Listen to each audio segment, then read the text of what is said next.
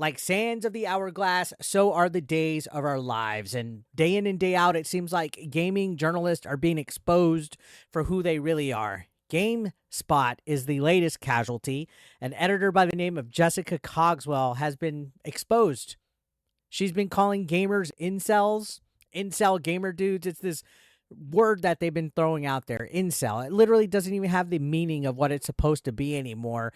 If you want attractive female protagonist in your video games like Eve from Stellar Blade, and you're upset that Kay from Star Wars Outlaws looks ugly, you're automatically an incel because you want to essentially masturbate to your video games, right?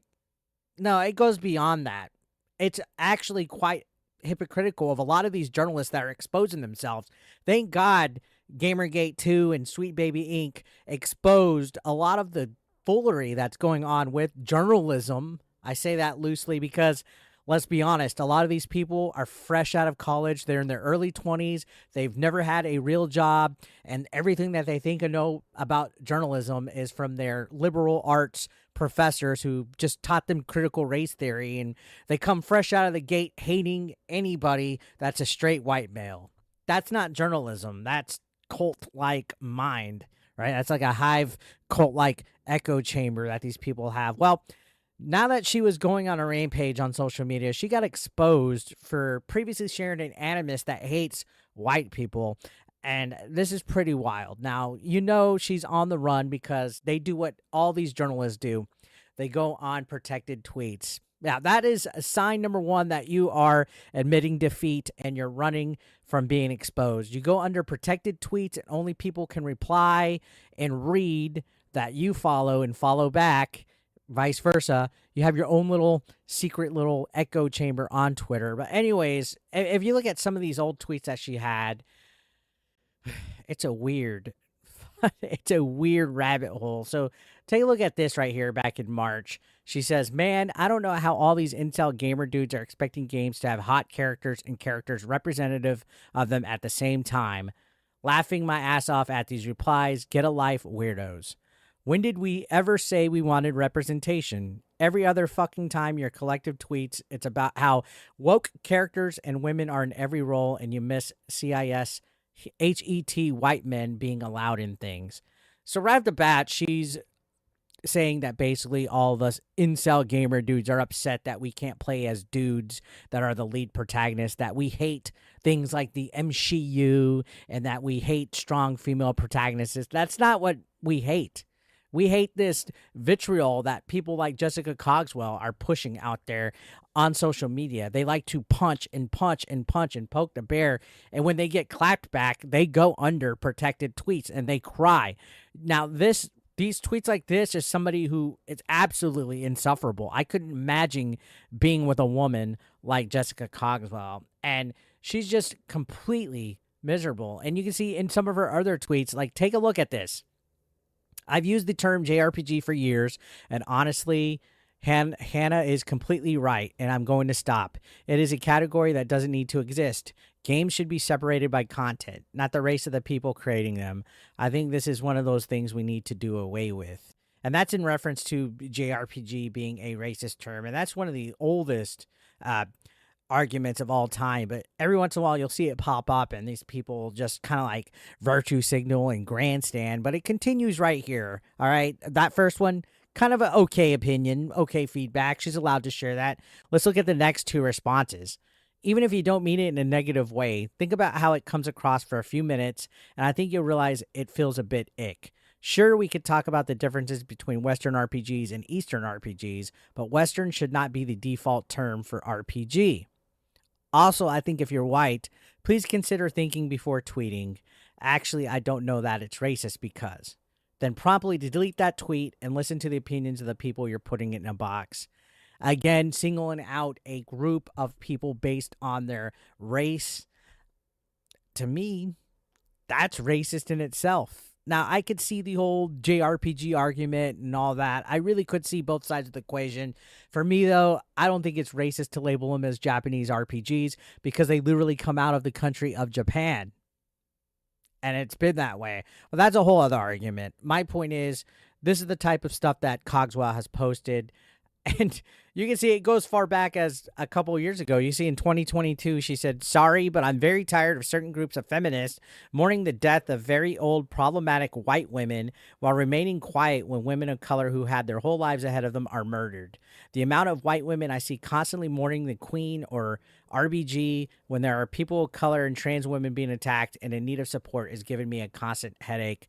She's literally attacking people for mourning the death of the Queen or for RBG because those people aren't people of color or trans. These are the people who are tolerant. They don't want you to basically be a problematic white person. You can see she's attacking white women on this. She's saying problematic white women. She doesn't want white women mourning over anything when people of color are being murdered. This sounds like lunacy, in my opinion. And people might be like, Eric, why are you talking about this? This has nothing to do with games. It's an editor for a video game website. These are the people who are writing for gaming. These are the people that want to control the narrative. These are the people that want to censor people that speak up against Sweet Baby Inc. These are the people that want to push certain narratives in their editorials on these websites. They want to put political commentary in video games. These are the people that are infecting the gaming industry with this DE&I bullcrap every which way. And that's why it's important to talk about it. And you can see it's just retarded. Overall, she even is going on to other people's posts. There was another person that put something complaining about the diversity and inclusion team at Xbox, the Xbox gaming leadership team, saying it's barely diverse, that it's below the bare minimum. And you could see that she's saying, yeah, I've been seeing people praise this, and I'm so confused. And they make a head count.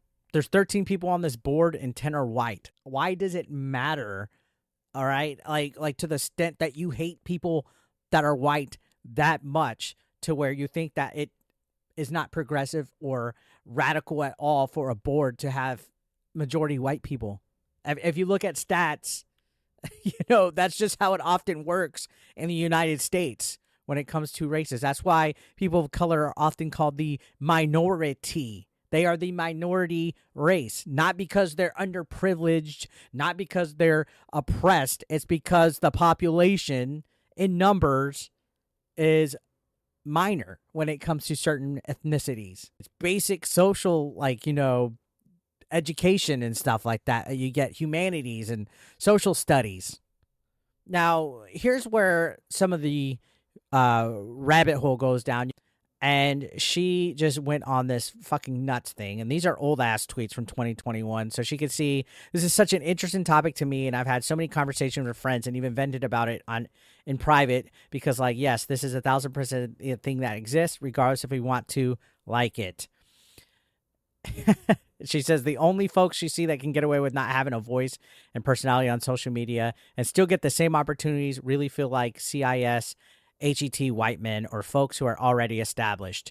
People will try to tell you to stay off social media and argue its lack of importance and need when I, and the majority of folks I know, wouldn't have 80% of what we have without it.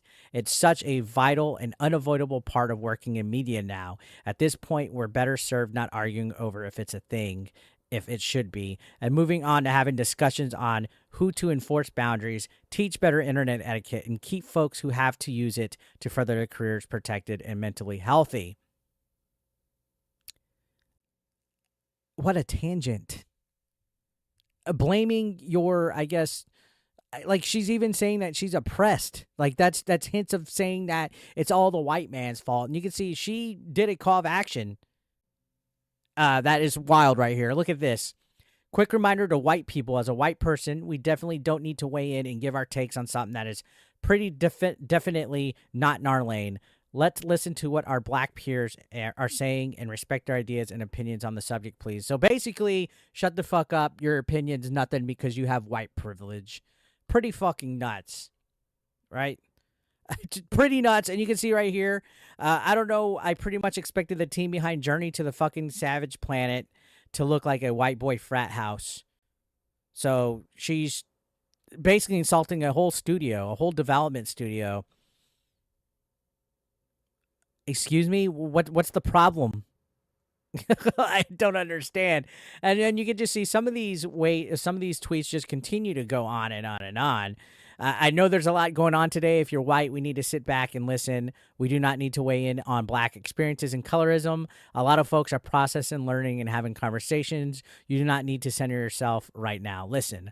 Also, be cognizant of the fact that white people literally create an industry and community that is super toxic and competitive and causes increased tension and marginalized groups. Know our role in this, have some grace, and sit down. The grandstanding is absolutely fucking nuts.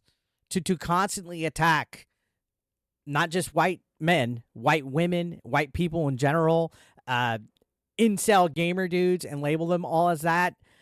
This is fucking nuts. And all these tweets are what are exposing her. These tweets are what made her go under protected tweets, because people spout nonsense like this and then they hide behind that they're being attacked, that they're victims, that they're shamed, that they're the ones that are causing their issues on this. And again, the reason why I'm talking about it is because this is literally somebody in the gaming industry that is fucking nuts, that has a voice for whatever reason and chooses to spit this type of venom, and then when it comes back to them, they hide behind these protected tweets. It's fucking nuts, and it goes way back. It goes into like 2020 and so forth, that she just fucking hates white people. And I just I don't understand why there's so many of these wacky, wild women that are involved in the gaming industry. That's why it's being compared to Gamergate too. There's so many of these wacky women that hate white men that are in the fucking industry, and it's infecting it. If you don't see that it's being infected with people that have these weird lunatic like fucking narratives, you're absolutely fucking blind to what's happening. And I know there's gonna be, ooh, who cares, man? Who gives a shit? It doesn't matter. No, it does. It's infecting every aspect of the gaming media. These weirdos are fucking wild. It's a sight to see. I'm fully sure that this editor, Jessica Cogswell, is going to block me whenever she sees this, but she's locked down. Her Twitter's locked down for a very good reason. Anyways, guys, thank you for watching.